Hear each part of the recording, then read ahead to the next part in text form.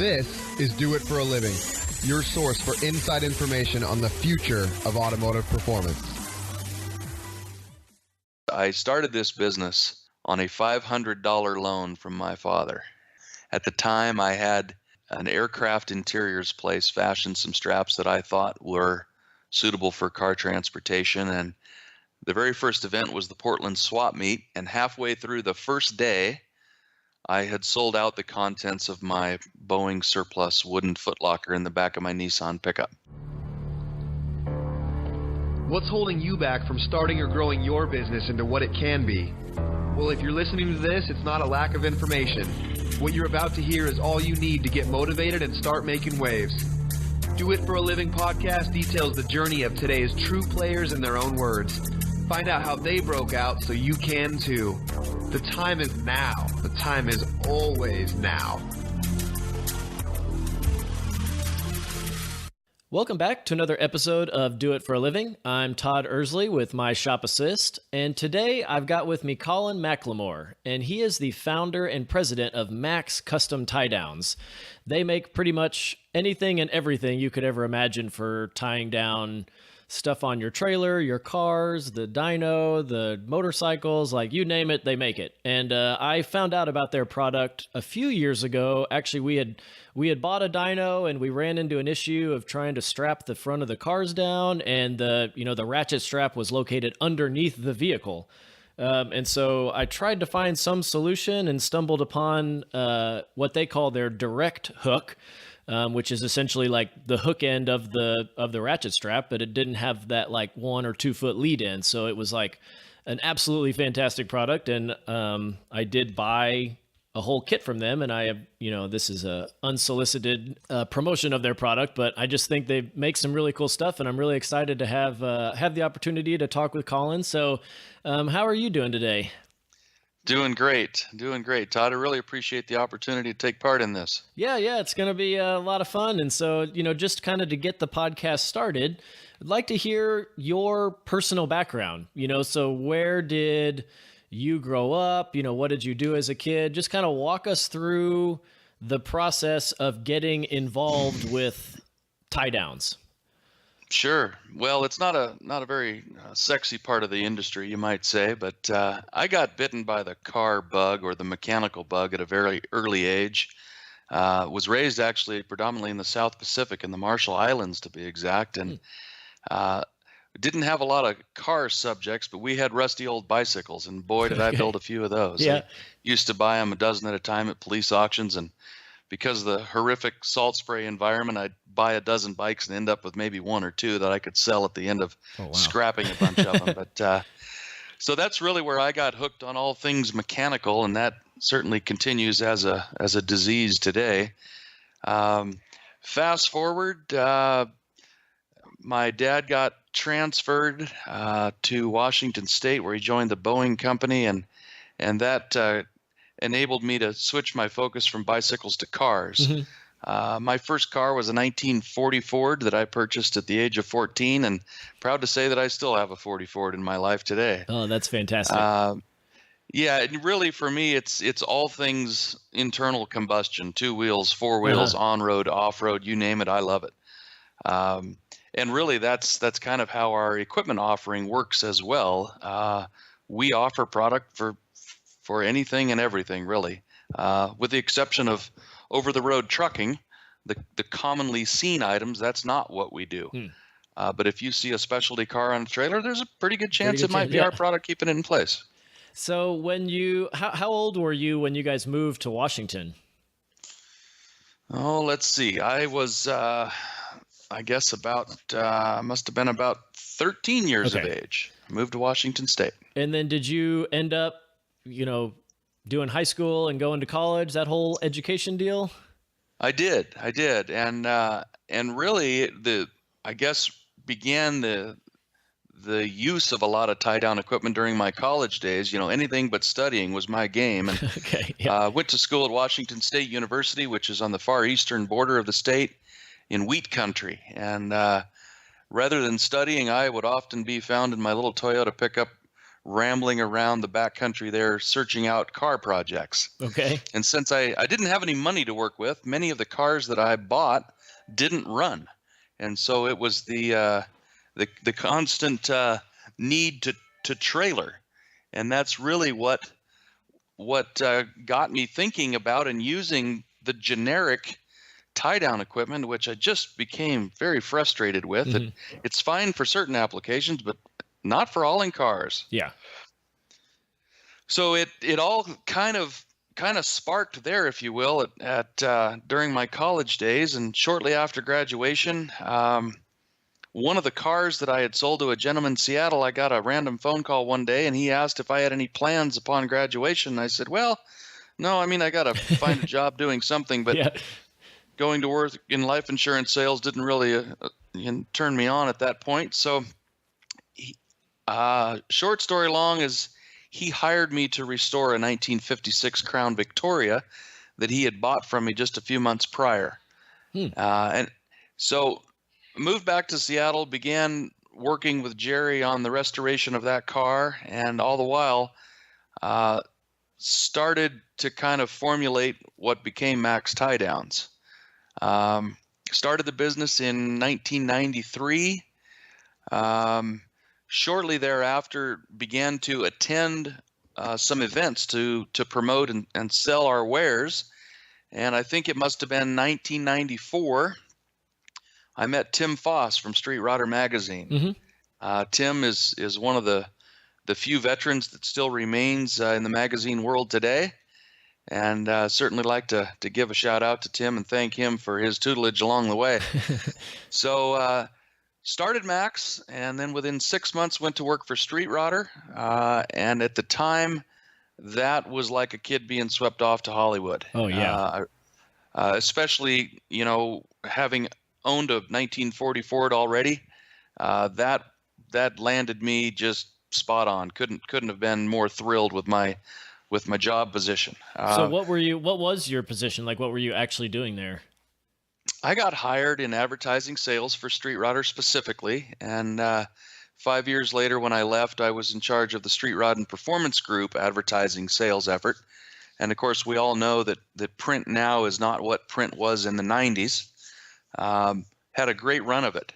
Yeah. Were you traveling around and drumming up, ad space buys? Yes, Okay. and attended a lot of shows. Of course, during the heart of the season, was rarely around at home in Southern California for any weekends with all the various car shows going on around the country. Mm-hmm. So did a lot of traveling with the magazine, got to meet a lot of great people, which I'm proud to say that many of those remain close friends today. It was a fantastic experience. Did you were you able to sell your side business tie down stuff? Like, I feel like that would be a pretty good opportunity if you're going to shows and events. Was the timing, did they coincide with each other? They coincided, yes, but it was my objective to absolutely keep them separate. Yeah, but okay. what it did do is got me thinking about and realizing how products move throughout distribution channels and direct to consumer and all of that. And it really gave me a wonderful preparation to then jump back into my business some 5 years later and see what I could make of it. Was Street Rodder magazine one of your first ad buys yourself to get the product name out there? No, as a matter of fact, you will rarely find us in print anywhere. Even back then, huh? Even back then, yes. No, I don't believe we've ever placed an ad with Street Rodder. Actually, I love the magazine. Yeah. Well, so how did the transition go? Did you go back into the full on the Max tie downs right from working at Street Rodder magazine? Yes, I did. Being a kid from the Northwest, while I enjoyed Southern California, it would never be what I considered home. Okay. So there was a desire of mine to get back to the Northwest, and after 5 years with Street Rodder, I said, it's been a great time, guys, but I'm going to go chase my own dream. And so with that, I moved to Western Washington, lived there from Oh, let's see, I guess about 1998 to 2003, at which point I moved the operation from Chehalis, Washington, between Seattle and Portland, over to a little town of Sandpoint, Idaho, in the northern tip of the state of Idaho, up in the Okay. Panhandle. Yeah. And that move was much more of a lifestyle move than a business move. If anything, it actually increased the cost of doing business, primarily from transportation-related costs. But certainly have no regrets. The only time I ever regret living where I do is, we do a lot of events each year, and we are a long way from any of the events that we attend. Yeah. So where is the closest large airport from there? Or do you have like a puddle jump somewhere? It would be Spokane, Washington, which is an hour and 15 minutes away. Okay. There's people that sit in traffic a lot longer than that just to get to and from work. So it's not a bad run to the airport. Yeah, I was going to say, whatsoever. being in Dallas, it can be anywhere from 30 minutes on a good day to an hour and a half on a bad day to get to the airport. So that's really not too bad in the grand scheme of things. No, and most of the events that we attend, we're loaded up with inventory and we're running big truck and trailers. So I wish it was as simple as just reporting to the airport, but rarely is that the case. Yeah, you got to get your stuff there. Yeah, so can you explain a little more in detail of like why you chose that place? You mentioned it was a lifestyle move. Were you just looking for, a slower life pace with some land and, just nothing was affordable, or did you just want to get out into the country to just make your spot?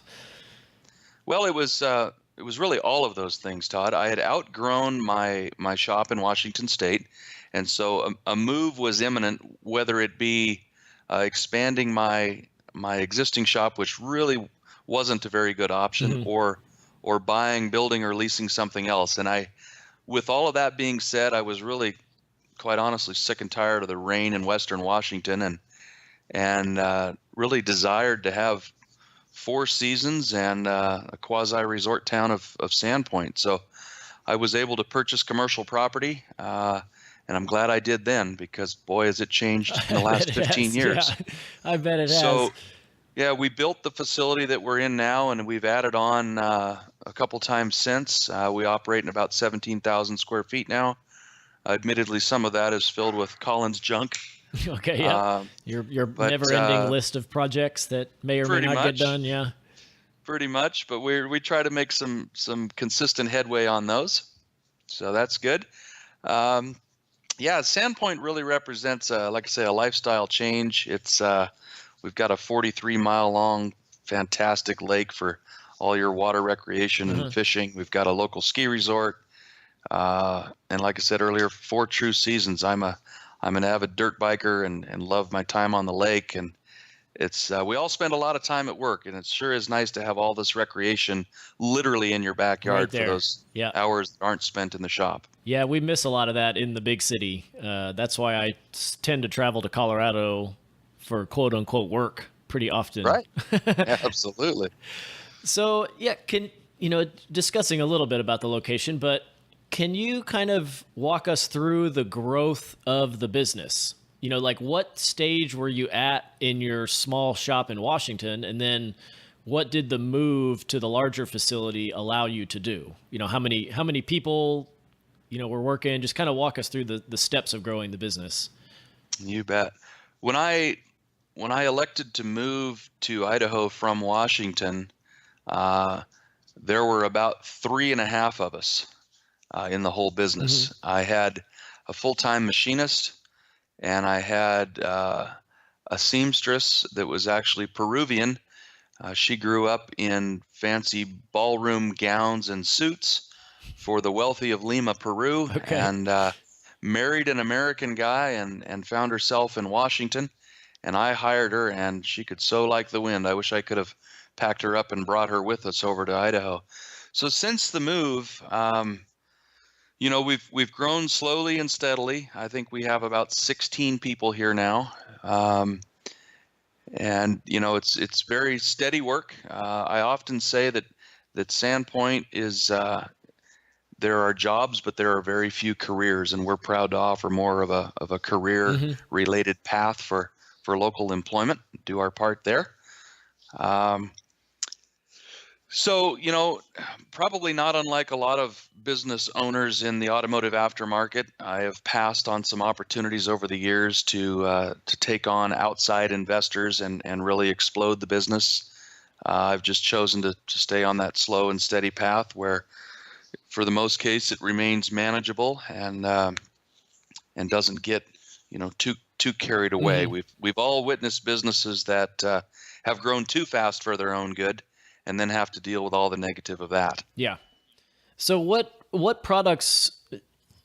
I guess really the question is, what was the first product that you actually made? Because you mentioned you had a machinist, and I think you guys kind of take the reins on the track system. So what really were you guys making in the early days?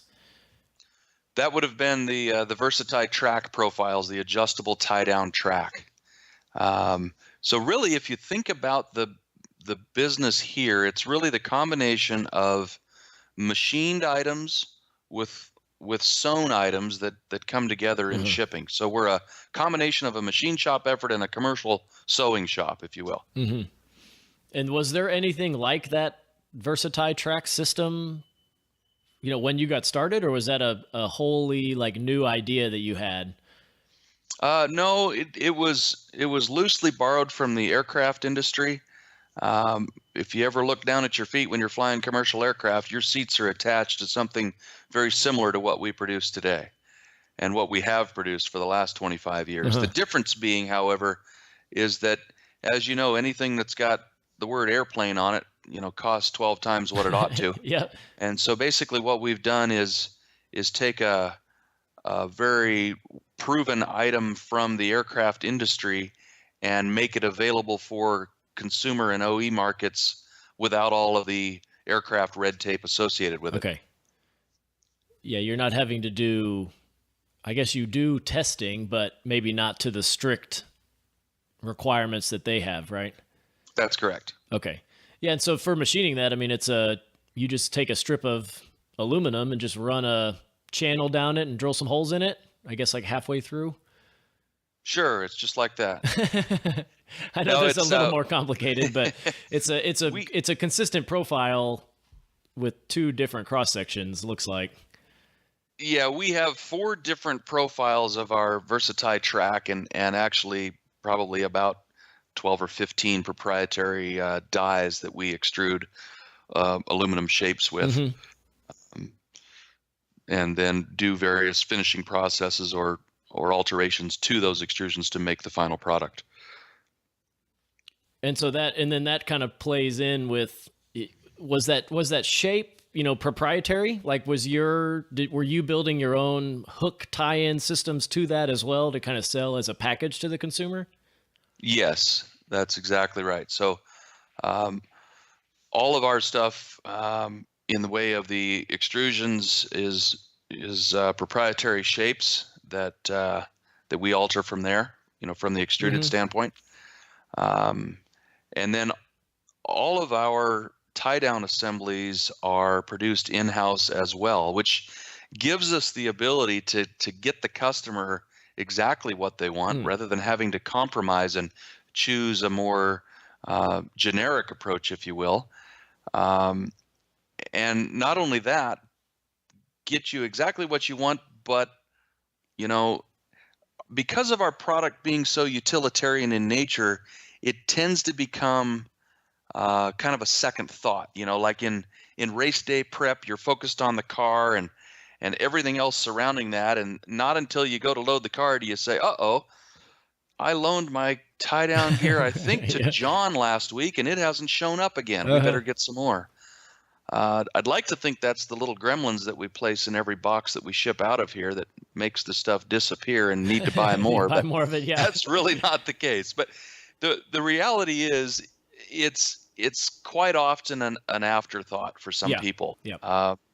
And with that, there is not a day that goes by that we do not ship something priority out of here. And oftentimes the cost of the shipping exceeds the cost of the product, but the customer's got to have it. Yeah, got to have it. That's what you got to do. Yep. So because of our in-house manufacturing, it gives us the ability in most cases to react quickly and get the customer what they need when they need it.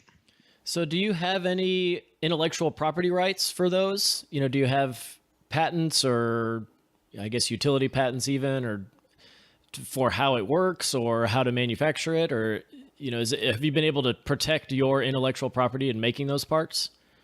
In some cases, yes. And actually, I've got 3 products now that we're seeking patent protection on as well. And Mm-hmm. of course, that's a whole nother can of worms, right? Yeah. But yes, the 3 that we're working on currently all show enough promise that we're willing to go through the efforts and the headaches and the costs to seek that protection. Of course, that's only as good as you're willing and able to defend should you need to, right? Yes. Yep.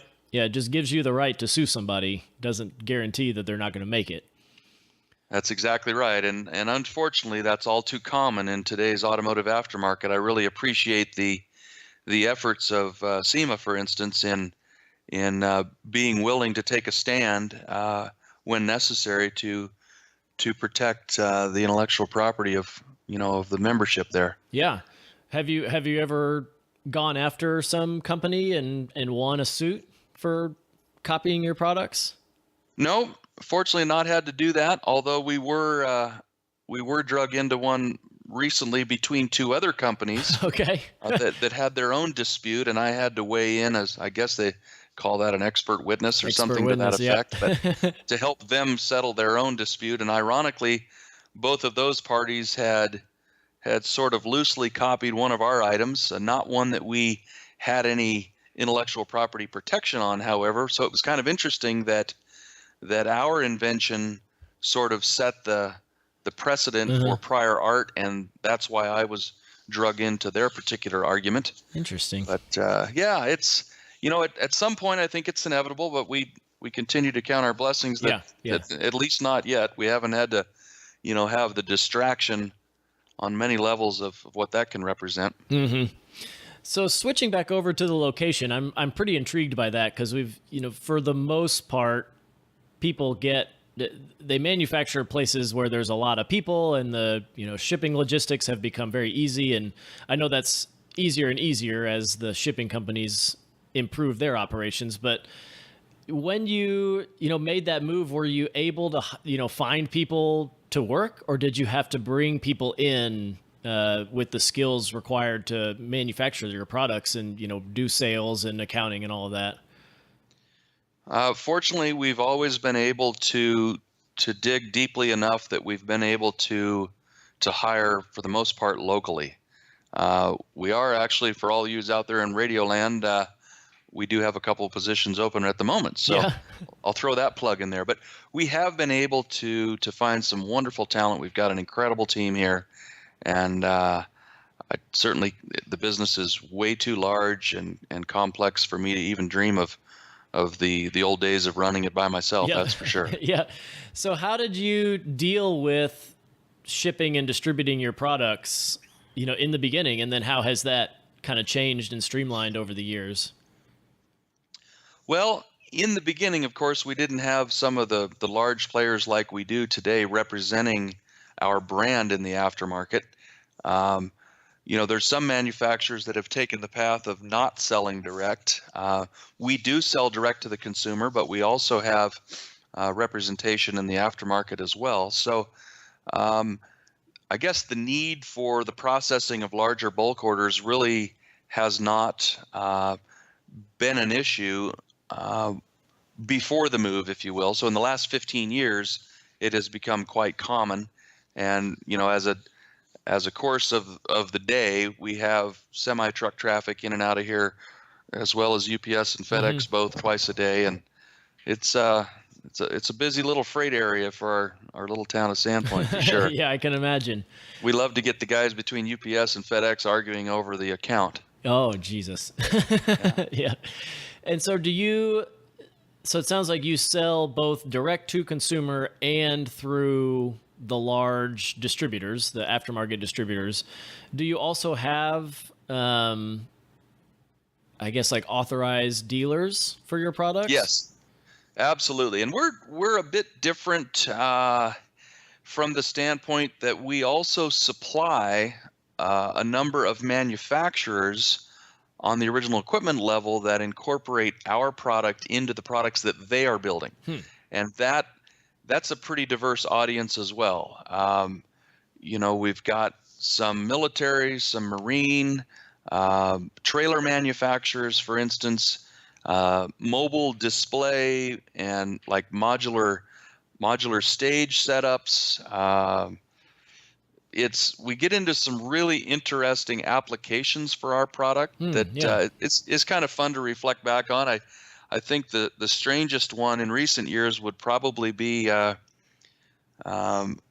rather typical strap for us, a recovery strap, but it went to an elephant sanctuary.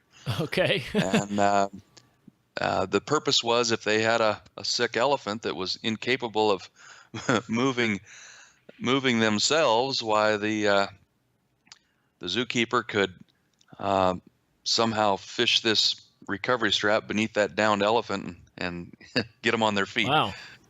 So yeah, that's definitely custom in the tie down name. Yeah. So we do get those strange applications from time to time. I mean, we've done restraints for mental hospitals, for the patients in the rubber rooms, and it's interesting when we get those calls for those oddball applications. Yeah. Sure. Okay, yeah. We can do that. Greg Norman's helicopter aboard his yacht was another odd one, but we did that also. Strapping it down in the big waves, huh? That's right. Yeah. That's how the other half live, apparently. Yeah, that sounds nice. Maybe someday. Yeah. Right. So, kind of switching gears here again, kind of on the business side, is there really ever been an opportunity when you're kind of growing the business or maybe making a decision, or did you ever think to yourself like, oh man, I don't know if this is going to work? Like, did you ever doubt yourself? And then how did you get through that, that situation or that activity? That's a good one, Todd. It's very safe to say that the decisions that I make today in business, not to put them lightly, but with a much lesser amount of consternation, those same decisions I made today would have scared the daylights out of me 15 years ago. Mm-hmm. I would have lamented day after day, wondering, is this the right decision to make? And normally those decisions are like on a large equipment purchase, for instance. I distinctly remember the purchase of my first, 3-axis Bridgeport knee mill. It was a few-month-old machine, and I spent $25,000 for it. And I thought, how in the world am I going to pay for that? Yeah. Well, there's been several machines, many multiples of that come and go since. And, fortunately, we've had a very good run over the years, and we can, I guess with a bit more confidence, mainly from our past and the experiences that we've gained, we can more confidently make that next decision without quite so much analysis, if you will. Okay. A little more, your gut feeling has evolved and perfected itself?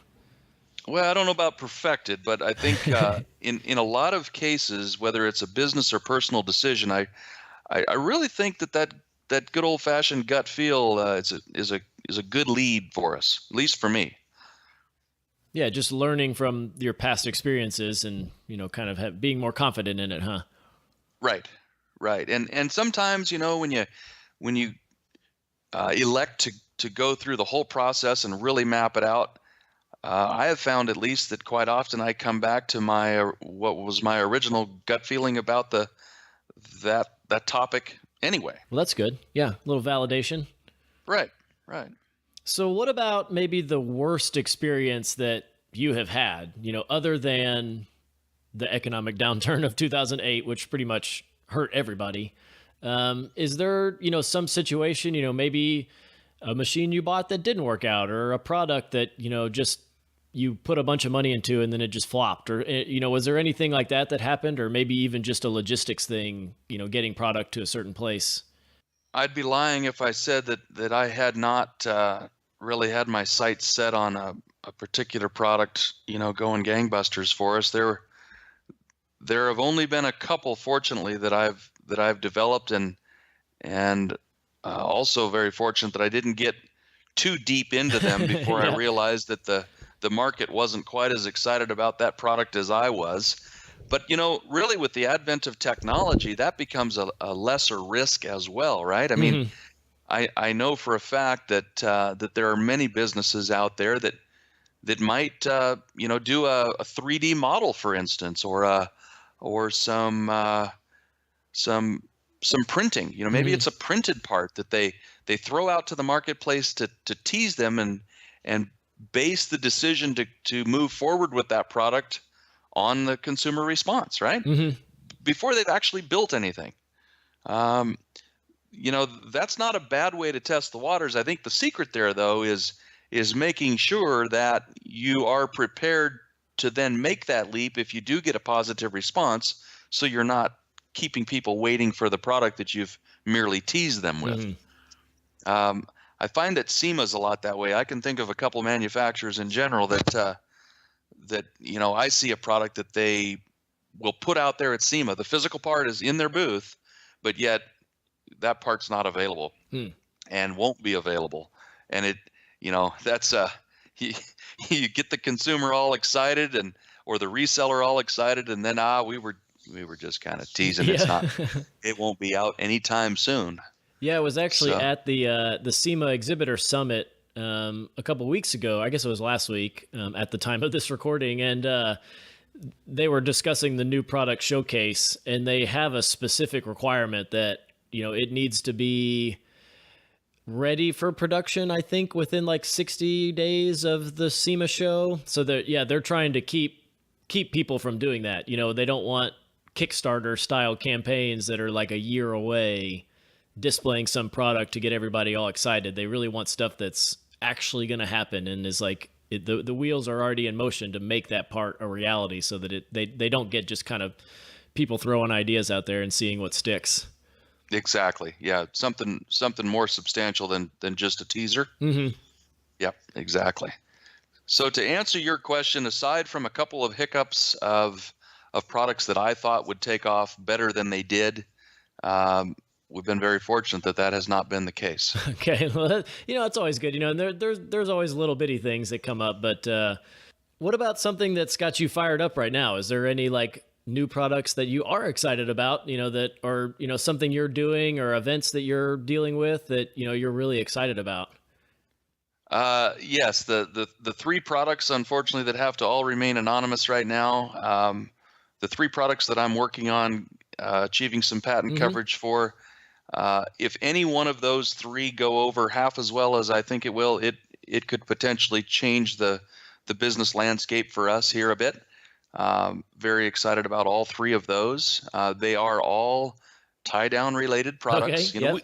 That's a question that we get asked quite often. Is that all you guys do? Is tie-down equipment? Well, for the most part, yes. I mentioned earlier the combination of machined items and sewn items. There is a third wheel to that, and that is that we also do rubber molding in-house. We have a line of products, the flagship of which is our chassis stabilizer, that are all molded in-house. And so I guess I needed to back up and throw that third division in there. What is that? I haven't seen anything about that.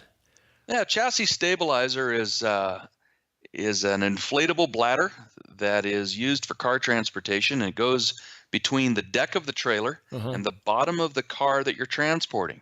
And the purpose of it is to take all or most of the suspension cycling out of the equation. If you've ever watched any videos from inside of a car trailer while going down the road, they can be downright scary. Yeah, I've heard that the car experiences double what the trailer experiences just from some strange oscillation. I guess it's like a force transfer. Is there any merit to that? There is certainly some merit to that, and depending on the the suspension design of the car that's being hauled. I mean, you're hauling it. You've got a vehicle with its own suspension that's being hauled on top of another vehicle, the platform, the trailer, that of course has suspension of its own, and there can be become certainly some harmonics there that can oscillate and create all kinds of havoc. The chassis stabilizer is designed to greatly reduce that suspension movement of the car that's being transported. So particularly competitive vehicles that have got a very specific shock setup, for instance, it's not uncommon for a racer to switch out to transport shocks just to minimize that the rigors of the road, and save the setup and save those very expensive shocks for the track. So that's where the chassis stabilizer comes in, is to minimize the suspension movement of that car that's being transported. So it simply slides beneath the vehicle, and you air it up 20 psi maximum, and just bring that cushion up to contact the bottom of the car. So for a traditional street machine, the placement of that stabilizer would typically be, say, under the front engine cross member. And it's not necessary to lift the car off the trailer floor, just to put it on a cushion to eliminate that cycling. So that's And then are you strapping the car down to the chassis, or are you attaching it to the wheels, or does it not matter how you strap the car down? The car is still tied down in a pretty traditional manner. We favor not compressing the suspension of the car depending on its style. So typically, like a solid axle car with an independent front end, I would tend to favor going around, say, the lower control arm, something that's substantial that doesn't risk, being tweaked at all. And then on the rear, just going over the axle housing itself. But that's the cool thing about what we do here, is everyone's got their own ideas, and the cars vary so greatly. We can come up with a method to tie that down safely however you see fit. Cars today, of course, are getting lighter and more exotic. We've got a new Ford GT that we're going to be working on here in the shop shortly. It doesn't belong to us, unfortunately. Darn. But it does happen to belong to a local customer. He's taking delivery of it here, and we are going to fashion our over-the-tire nets to tie that car down, because it's full belly pan and carbon fiber wheels, and so some of the traditional means are automatically eliminated just by the nature of how that car is constructed. Well, very cool. Yeah, that's a new product for me. I have heard that being an issue, and just thinking about, especially like a time trial race car, it's going to get maybe 100 miles at the track. I don't know, just a guess. And it's going to get a couple thousand miles of travel time. So you're significantly more suspension stuff going on trailering it than it is just racing it on the track. So that's a pretty cool idea. I have not seen that. Yeah, that's a good little product for us. We make two versions of the chassis stabilizer, and then the other related products are dragster front wheel chocks, pit ramps. We have an L-shaped chock to keep that car from wanting to move left to right in the trailer. There's about a half a dozen products in that molded rubber family of pieces that we do here. All relating to tying your stuff down. That's right, and all built right here. Well, very cool. On that note, we'll take a quick break, and then we'll be right back. We all know owning a shop is difficult, so we created My Shop Assist to help you manage the various jobs. Whether you run a machine shop, a performance tuning shop, build off-road trucks, or even do powder coating, My Shop Assist can help you. It is completely online and will help you schedule the jobs, log time on each task, track parts orders, and take pictures of the work. You can even export your jobs from My Shop Assist into QuickBooks as invoices. So if you're interested to improve operations at your shop, check out myshopassist.com to start your 30-day free trial. So we're back with Colin of Max Custom Tie Downs, and wanted to get some detailed information about the company. And so, you touched lightly on, you touched quite a bit on the location, and we hinted at the people. So where exactly are you guys, and then what is the breakdown of the employees that work there in their various departments? We are in the Panhandle. Texas has a Panhandle too, but nothing like Idaho. So we're in the northern tip of Idaho. My shop sits exactly 69 miles from the Canadian border. Okay, yep. The topography here is mountains and lakes, heavily forested, and like I mentioned earlier, sort of a quasi-resort town. We're not an Aspen or a Vail. We're not a Lake Tahoe, but nor do I want to be any of those three. So it's a wonderful place to call home and a great place to raise a family. And if you enjoy any sort of outdoor activity whatsoever, this is the place. I shouldn't actually be mentioning any of this because it's already sort of on the map. USA Today and Rand McNally don't name it the most beautiful small town in the West for nothing. Oh, nice. Yeah. And then, how is the business broken down with the employees that are there? So you guys are doing quite a bit of manufacturing, but what else? Can you kind of give us a sense of where those 16 or so people kind of fit in? Sure. Admittedly, we're a little bit administratively heavy right now. We need more help on the production side of things because we're very fortunate to be behind. And when I say behind, it means that we can't offer the lead times that I'd like to be able to. Okay. Now I ordered some product last week for one of my own projects, and I was told 8 weeks, and we don't have anything that stretches out 8 Yeah. weeks. But I get a little bit uneasy if we're even broadcasting lead times of say 3 weeks on a set of custom over the tire nets, for instance.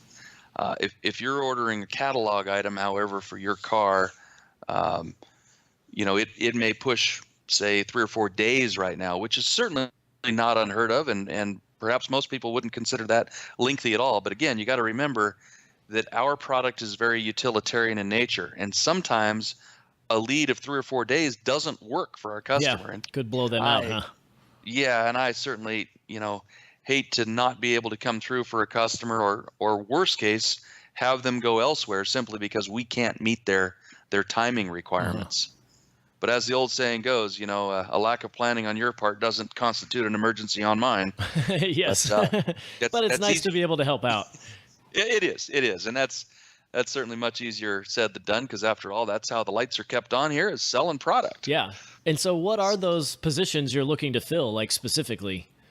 Well, we have the need of a full-time in-house sales position that would involve some travel to some of the great events that we do, and that actually becomes a challenge for us as well, Todd, because we're not just seen at the autocross track, we're not just seen at the drag strip, we're not only at street rod shows.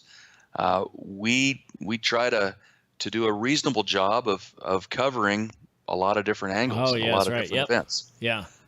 So therein lies the challenge and the opportunity both, is how do we become that recognized brand in all of those venues, right?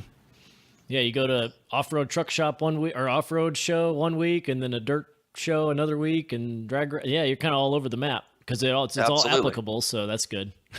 It is applicable, absolutely it is, but it's a challenge nonetheless.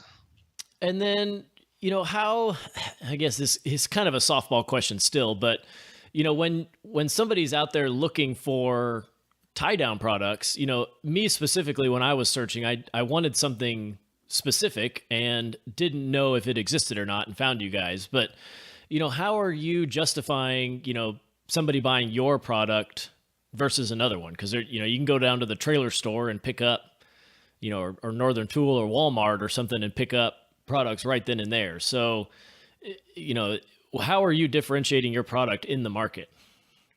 Great question, and that's exactly why we hold the events in such high regard. We love the events because that is our opportunity to get our product in front of the consumer, and take part in the educational process. And that is a never-ending thing here. But what really sets our product apart, besides the purpose-built nature of it, I mean, if you're seeking product for transporting your 68 Camaro, we've got the solution. We've got a number of solutions.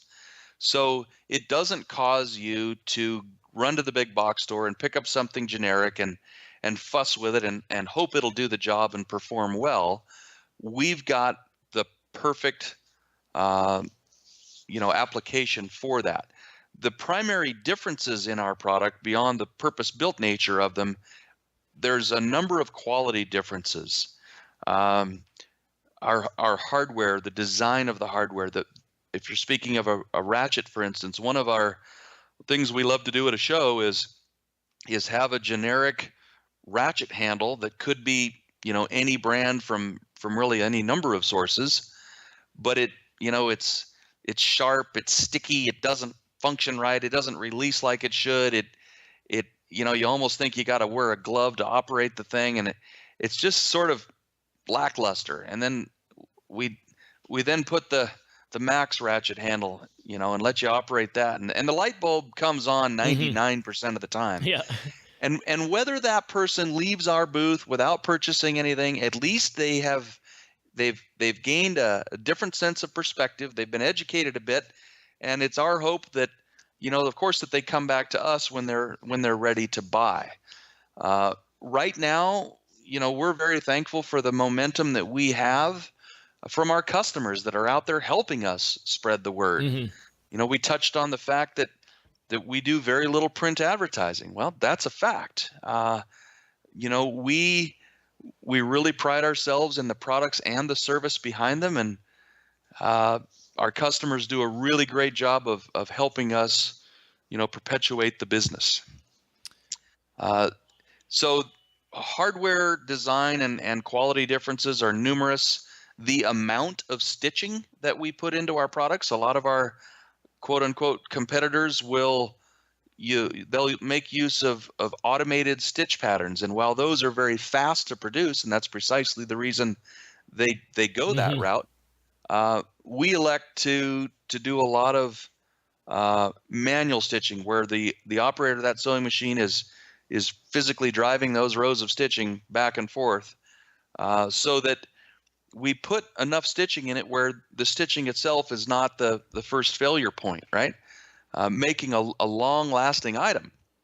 But on the contrary, that can actually be a bit of a challenge. If you take, the typical NSRA attendee who pulls out the lawn chair and the beer cooler, and he's a real avid street rod enthusiast. He attends a whopping 5 shows a year, and he transports that 32 Roadster to every one of them.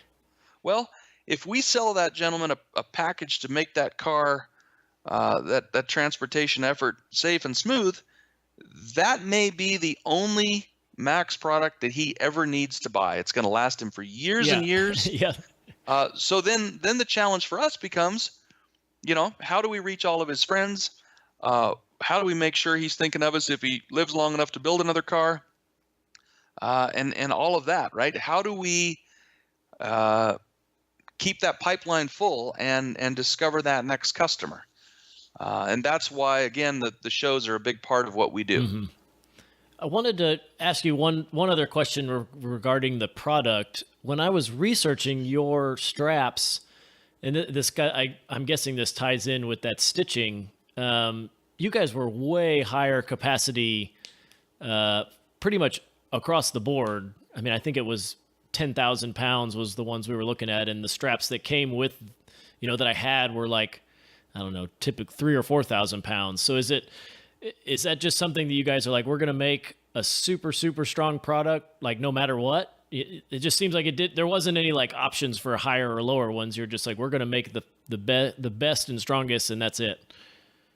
That's basically our approach. We try to build every product the best we possibly can, with really zero mind to what the competition is up to, knowing that there is indeed a market, and that there are those quality conscious consumers out there that are willing to pay a little bit more. I mean, I think across the board, we're probably within 25% perhaps of any of your big box store offerings, but that gets you exactly what you need, and a quality product and a much longer lasting product for not a whole lot more money. And as the old saying goes, right, that quality should be worth a bit more money. Yes, you get what you pay for. That's right. So how about like a business plan? Did you ever create one when the business was started? And are you guys doing that?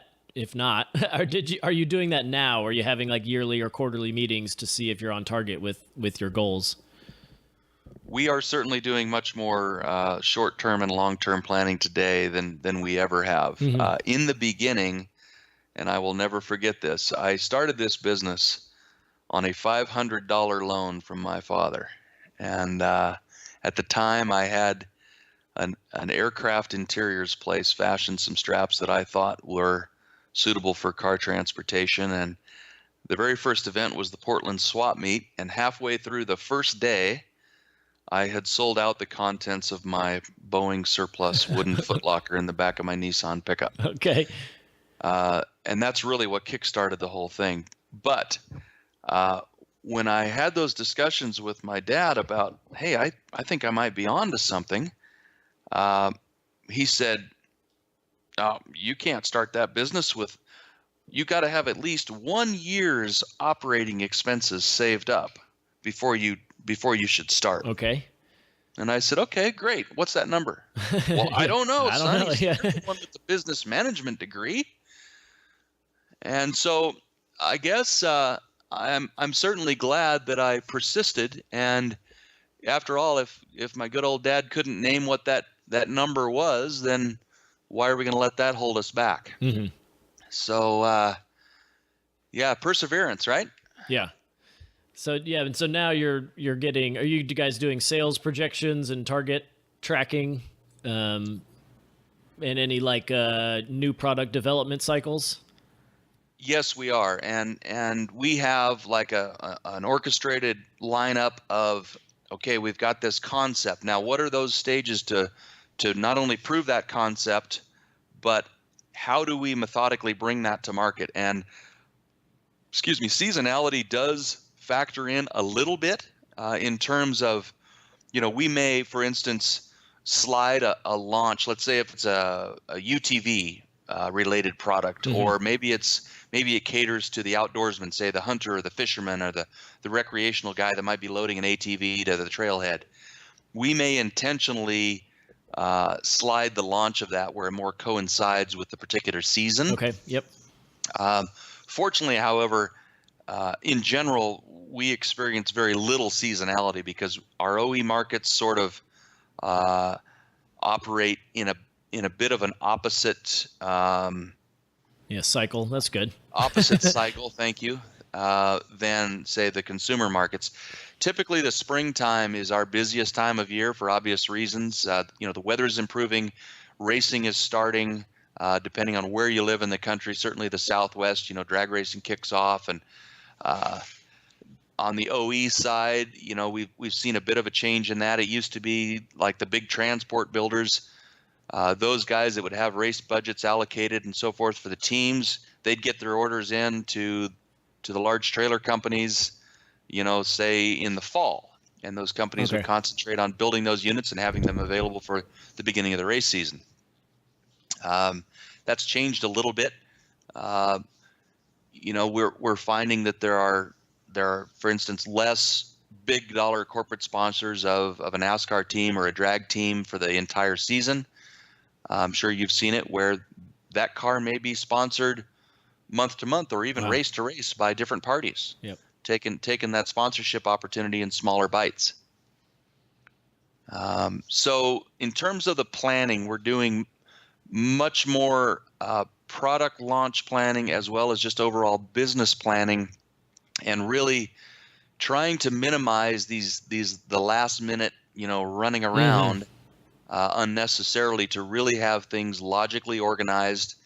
And there's a whole lot of logistics that go into our show preparation as well, particularly because we hail from Sandpoint, Idaho. Yeah. And it's not as if we're in Louisville or the kind of the hub of the wheel, if you will, where it's a few hour drive to any show we're doing.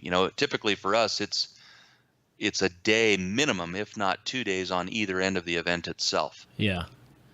Yeah, I can imagine that being difficult. So it's good to hear you kind of getting it all figured out and continuing to improve that. Kegosh, I hope so. It's only been 25 years. Yeah, you're never done, are you? No, and thank goodness for that, right? Yeah, I guess so. You touched on a couple things that kind of transition into my next question of like, what are your, the primary sources of revenue within the business, or I guess the revenue breakdown for different product categories would probably be a better way to put it. Do you have Do you have one section that just knocks it out of the park, and then you make a lot of other SKUs or things that just kind of fill in as needed, or is it pretty spread out evenly across the product line? Fortunately, it's pretty spread out. I mean, if you looked at, call it the three divisions, the sewn products, the machine products, and the molded rubber products, certainly the sewn and the machine products outpace the molded rubber products. That is, the two streams represent the majority of the revenue. I don't know that there's necessarily one that outpaces the other. We try to keep things fairly even. I think that diversification across the board is certainly easier to deal with and orchestrate and kind of keep tabs on as well, rather than having these outliers that either could be a wild success or a huge failure. I would much prefer to kind of keep it slow and steady. Yep. Yeah, and it's been kind of interesting because we've had several guests on the podcast that do have like these. They're kind of like unsung contracts that you don't really see. The Right. military ones, the OE ones, these like middle of the week kind of stuff, and then the fun products are the weekend ones. And so it's always intriguing to me when I hear that, and you guys being another one where it's like, yeah, we've got these constant or consistent, maybe large contracts that really help keep it going, and then all the other stuff, the weekend guy towing his 32 Ford, kind of deal. That's the fun products that the consumer sees. So it's always interesting to me to hear that, how that's the case with a lot of companies. Yeah, and we you mentioned the downturn of '08. We actually had a wonderful year in '08, only because some military work that we were blessed to have. So if I weren't admittedly such a car guy, I should turn more of a focus to the industrial and the OE accounts that are just those steady reoccurring jobs. And it's not that we don't have them, but there's more of those to be had, and that's probably not unlike a lot of the guests that you've had on your show. It's just there's only so many hours in the day, and gosh, if I can talk hot rods instead of some industrial application, that excites me a lot more. Yeah, elephants. Right, exactly. Yeah, that's very true. It's you're not chasing the money. It's the lifestyle, and you got to enjoy what you do, and money isn't always the answer to that. Very true, very true. And I just I gave very, very little thought to just how cool it is to work in this industry. And like I mentioned earlier, the friendships and the contacts are it's fantastic. When we're scheduling out these logistics for shows, for instance, and I say, well, I got a place in Louisville that we could leave a truck and trailer, or name the state, we're bound to have a contact there, which is really, really cool. Yeah, it can make things a lot easier for you. So talking about promoting the business and marketing, so you're obviously not doing any print ads. Have you always had a pretty heavy internet, like an online presence with the business? Not always. In fact, the website that we have today is, while it functions, we are deeply involved with the creation of a brand new platform there. I made the big leap last year and hired a full-time web developer that we have contracted with over the years, but now he's ours, and he's made a number of improvements, patches, if you will, band-aids to the current site, which is no longer current, but all the while really positioning ourselves to create a much stronger web presence of all of the opportunities out there for all marketplaces. Let's face it, the internet is here to stay, and I think you either you embrace that for what it can be, or not. And I think of all of the opportunities that we have for the continual growth of the business, the internet probably, well, it does for me signal that single best opportunity that we have. So we are devoting a lot of resources and a lot of time to strengthening our internet presence. And let's face it, it's where people go for their education and to become enlightened on what is out there, right? I mean, the term Google it is commonplace. It's no longer an obscure term. Everyone knows what that means unless you're living under a rock, right? Yeah. Yes. It's just a very, very powerful tool, and you're either there in front of the potential buyer or you're not. So for us, that's certainly a direction that we're heading, and someplace that we have a lot of placing a lot of value in for upcoming days and years. So how many events does your company go to each year, if you have like a ballpark number? About 17 currently, and thank goodness we canceled Des Moines Good Guys off of our calendar. Boy, the weather got hit there, didn't it? Did it really? I heard 10 inches of rain in 4 hours. Glad we weren't part. Don't go to that one. Well, so 17, that's not, I actually expected it to be more than that. Which events do you team up with are you doing like the Good Guys stuff, each of the spots, and do you follow any other like race series or, consumer events around the country? We do. And when I say 17, that could easily be triple that number, but unfortunately we don't have the, all of the pieces in place to make that happen. I think in the not too distant future, you will see an East Coast and a West Coast effort from us. Okay. You're going to have like siloed salespeople to do events?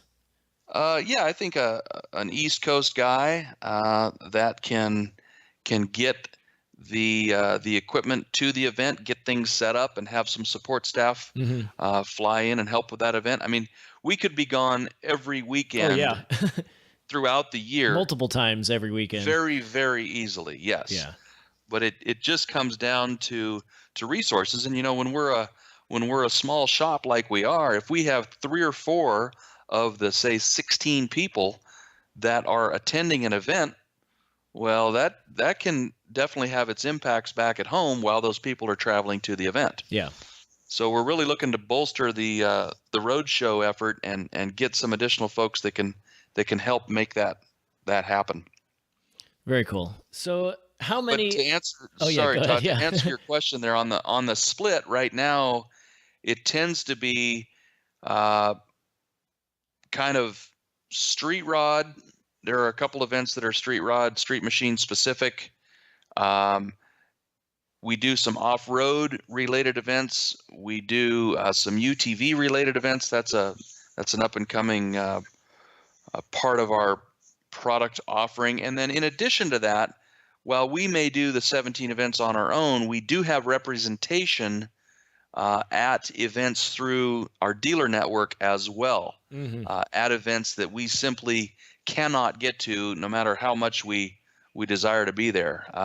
Some examples of that would be Bowler Transmission out of Illinois. They do a lot of the Midwest stuff and represent our product right along with theirs, and that's a great team effort there with Mark Bowler and his crew. And then in Southern California, we've got the fine folks at Automotivation doing the same.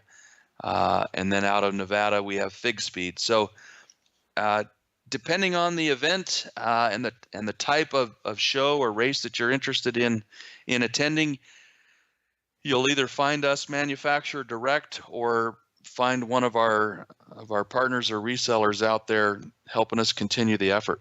Yeah, and you guys sponsor a few events. So the Optima Ultimate Streetcar Challenge is the one that comes to mind for me. And I think you guys also did something with the Cars and Cones trip pretty recently.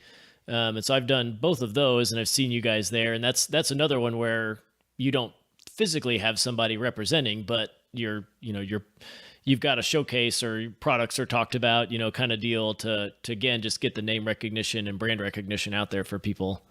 Exactly right. Yep. So if we can't be there, we try to have a close second. So how many hours do you think you work each week, being at this for 25 years now? Well, fortunately, I really don't consider this work. I truly love what I do. I still probably put in 60 to 70 hours, I would say. But it's really hard to separate yourself from the business. My wife also works in the business with me, and we are busy raising twin 8-year-old boys that, for whatever the business doesn't consume, those two certainly can. Yep. But I recall a story back in January. I took my wife out for her birthday dinner, and I told her, I said, let's not talk about work tonight. Okay. This is about your birthday. And lo and behold, we leave the house and we're cruising down the road to a favorite restaurant. And I'm finding it really hard. Yeah, you got nothing to talk about. To have a conversation. It's not that we don't have anything to talk about, but it's when we both work in the business and the business can be so consuming. I think it's important that you can find somehow the ability to separate that. And and as a person, I want to be defined by more than just my work. It's that's important because it can be all consuming, and that's fine if that's how you want it to be, but I think there's more to it than that. Yeah, but it can definitely be tough, especially since you're both there all day, every day. That's part of your life now. So it's not a bad thing. It's just something we always like to ask of, the work-life balance and, what do you do to kind of shut it off or separate yourself? And when it's something you really enjoy, you don't necessarily have to shut it off. No, you don't. But I think that we're constantly trying to achieve more of that balance.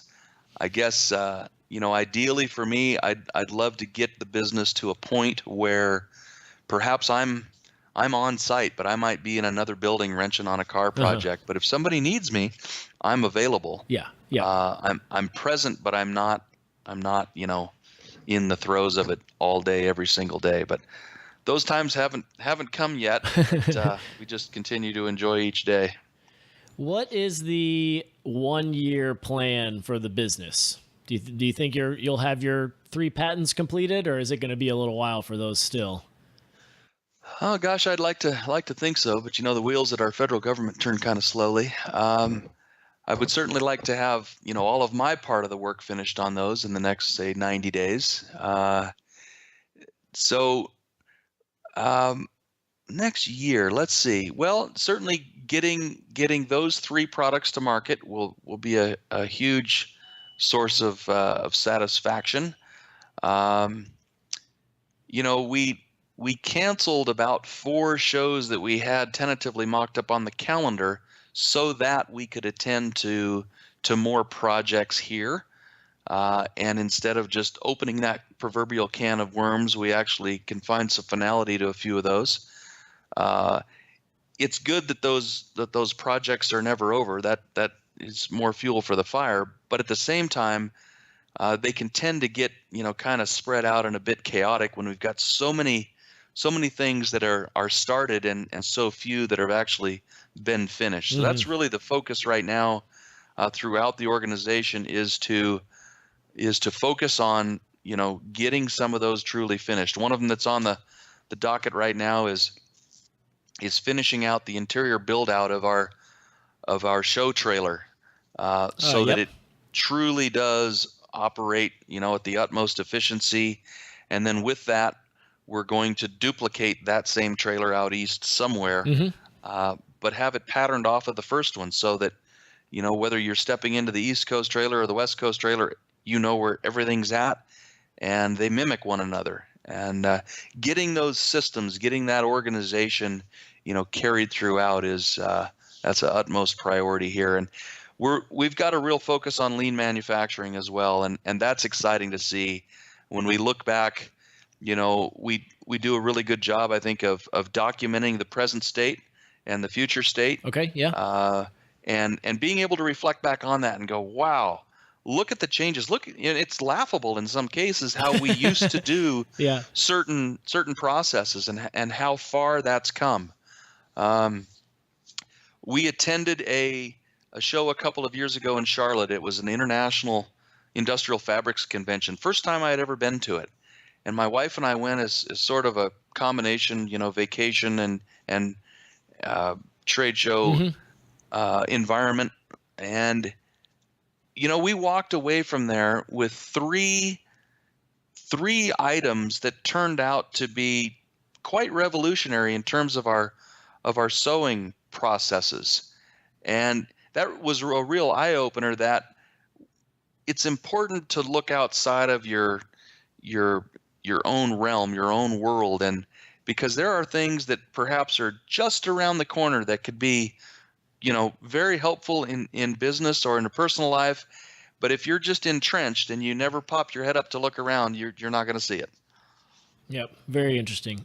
That's pretty cool to hear. You're just always looking for that little bit of improvement. You can find some pretty cool stuff. Absolutely. What about like the 5-year goal? So like the real stretch reach goal, looking a little bit farther into the future. Have you put any thought into where you want to see the business at that point? Sure. I really want to be the brand that, rolls off the tongue. When you say shoes, is it Nike? When you say coffee, is it Starbucks? When you say tools, is it Snap-on?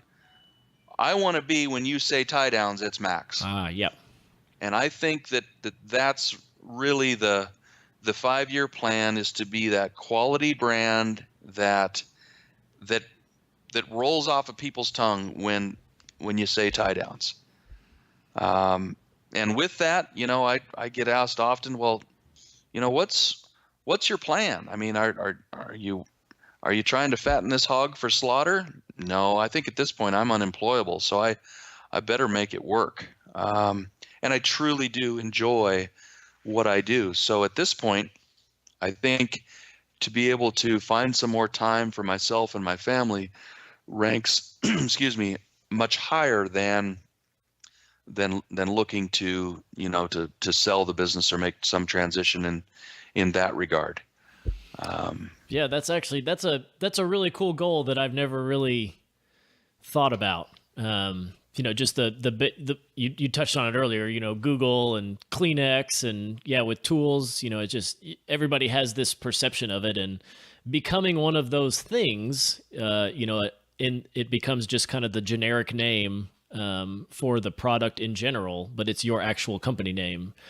Right. Is a big deal, and that's what people will search for and think of first. So that's a great goal and mindset to be, wary of and focusing on. I think so. So this is kind of a new question that I've started to ask people, and it's a 2-part. So there's a yin and a yang with this one. So what is the thing that you hate the most about, what you do? And, essentially if you could hire somebody to do something, what would that thing be that you just don't like doing every day? Wow. This is like the genie in the bottle. Yeah. Yeah. Boy, that's a good one. Am I allowed more than one answer? Yeah. If you can have somebody to do multiple things. Oh gosh. A lot of people, they don't, answering emails is quite a common one, but it can be like, dealing with internet know-it-alls or, the phone ringing at 2:00 in the morning. It kind of depends on the business that the guest is in. Yeah. I think one of the things that is a real source of annoyance for me is vendors, suppliers that let us down. Okay. Yep. And I know we're not alone. And I've actually taken my entire team on 2 occasions where we've gotten on a plane and traveled to Boise area to immerse ourselves in in a different atmosphere of lean manufacturing. It's at a friend's business, and one of the things that he stated in our last trip there is we never call a prospective vendor twice. Okay. And the reason that is, and it's much easier said than done, is his philosophy is that I don't want to chase a vendor to spend money with them. And if they can't find the time to respond to our inquiry quickly, then they will absolutely let us down in the future. It's just a matter of time.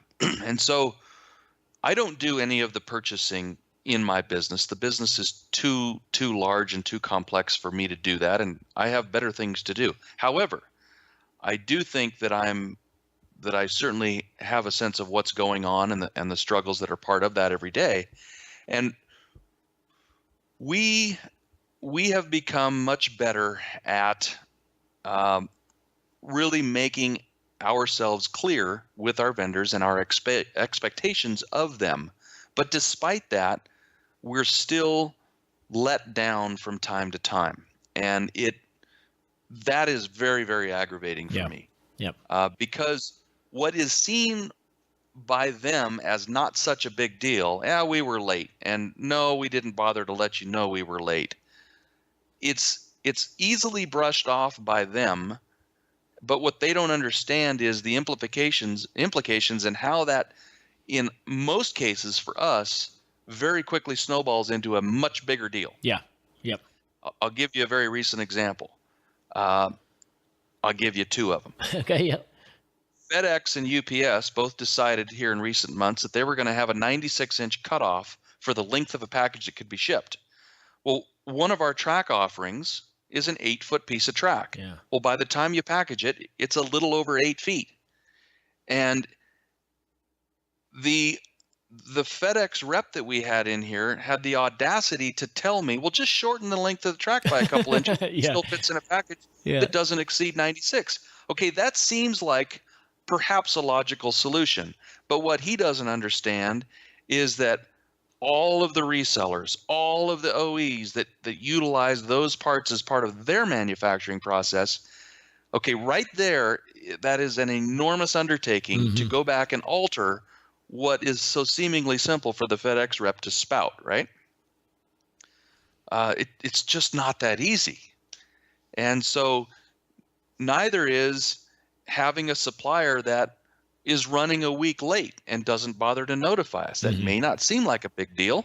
Well, guess what? It can very quickly become a big deal. And invariably, it seems like when you need that supply the most is when there's a hiccup. And I often wonder, is that really how it is, or is it because we're just so much more focused on the need for that particular supply chain to come through for us, that when there's a failure, it just stands out that much more, right? Yeah, definitely sticks out when you're doing just-in-time manufacturing. Absolutely. And that brings up another point, is that if you were to walk in here right now, you would see very little finished product on our shelves. But yet, we're very quick in converting raw materials to finished goods and getting them out the door. Inventory is a form of waste.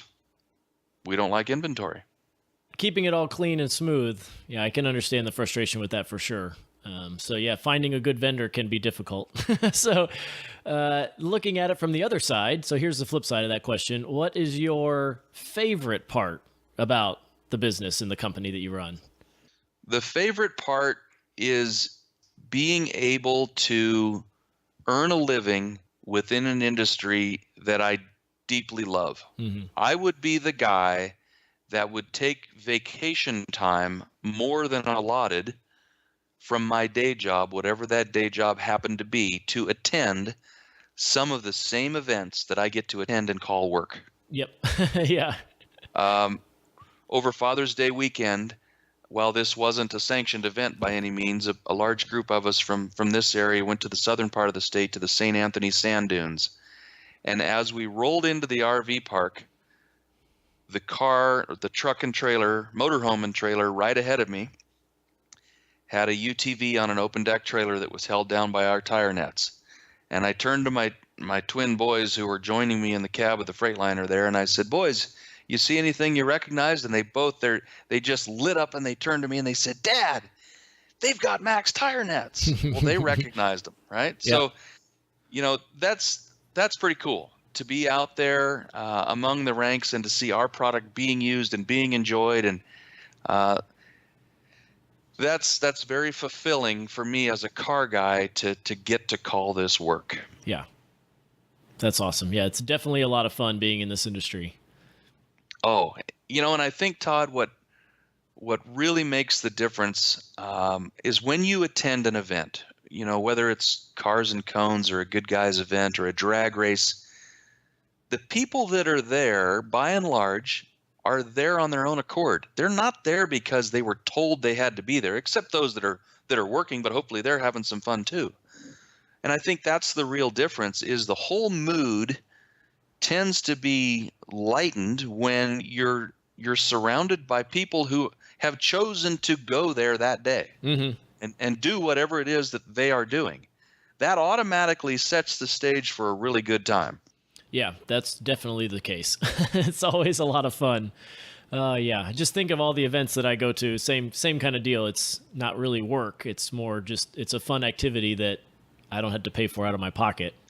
There are a lot of people. I was sitting in a driver's lounge at a Freightliner dealership recently, and I thought, okay, this is cool. I'm having the truck worked on. I'm gonna go in the lounge and I'm gonna get some work done. And I found myself, after about 20 minutes of hearing these drivers bicker about their situation and all that, woe is me, I had to get up and leave. Yeah. And I just went in the back corner of the dealership and I did my work on top of a cardboard box because I couldn't stand just listening to these guys. It's like, you know what? Life is way too short. If you don't like your role as a truck driver, go figure out something else to do. Mm-hmm. But don't ruin my day as a part of all of your woes. Don't take it out on me. Yeah. Right. And that was just the conversation going on in the room, but I couldn't stand to be in the room anymore. Yeah. Yeah. It's not worth your listening time to have to deal with that. Correct. So I've got one last kind of fun question that I always like to ask everybody, and that's what is your daily driver vehicle? Like not a toy, not a race car or sand dune buggy or anything like that. What's your kind of like typical drive to work, go to the grocery store vehicle? 2017 Ford Raptor. Oh, so you'd still keep a fun one, huh? I bought a new one in 2012. Only after my wife got really tired of hearing me bellyache that I wanted to buy a Raptor. Yeah. She now drives the 12, and I bought a 17. And I tell you, for an out-of-the-box vehicle, it would be a shame if you never took that truck off-road because it's a blast there too, but it's also a lot of fun on the street. Yeah, it's very capable all around. It's amazing. It really, really is. So that's kind of my go-to. I'm just finishing. Don't laugh at me out there for those of you that know me. I'm just finishing a 66 Cyclone, and what's laughable is I've only owned that car for 21 years. Finally getting around to it, huh? Yep, but it should be a pretty nice car, supercharged Coyote with a Tremec 6-speed. Nice. And it's got all the cool stuff in it. So that is just finishing at upholstery now, and we had it together last summer, did some dyno tuning and some drivability. So at this point it should, of course, there's always those punch list of the 100 things in the new car blues, but at least it has been running and driving and then blown apart for all the final touches. So that should be finished up here in the next couple of weeks, and my plan is to drive it to the West Coast Nationals in Pleasanton for Good Guys. Oh, very cool. Very cool. Yeah. Well, that'll be good. Good luck on getting it all done, and congratulations on finishing a 2-decade-old project. Well, thank you. So, if just to close out here, if people are interested to find out more about your products, where do they need to go to get that info? Absolutely. Well, Max Tie Downs, that's MACS, tie downs plural. That is our website, and stay tuned for a lot of great changes yet to come on that. And we're very traditional. We answer the phones here all day, every day. So give us a shout, 800-666-1586, and we can get your questions answered over the phone or the web, or visiting one of our dealers near you is another great way to do it. Or we always publish our show schedule on our e-newsletters that go out twice monthly, and we do the same for our partners that are out there campaigning our product as well. Very cool. If you'd like to sign up for that newsletter, you can do it online, or just give us a shout and ask us to put you on the list. And that's a mix of product information and a little humor as well. We always have a how not to do it section in there that is a lot of fun to follow. I think you mentioned you get those newsletters done. You find some good pictures of cars not being strapped down properly, which is always entertaining. Until you think that we're on the roads together. Yes. Until you're behind that guy, that's no good. Right.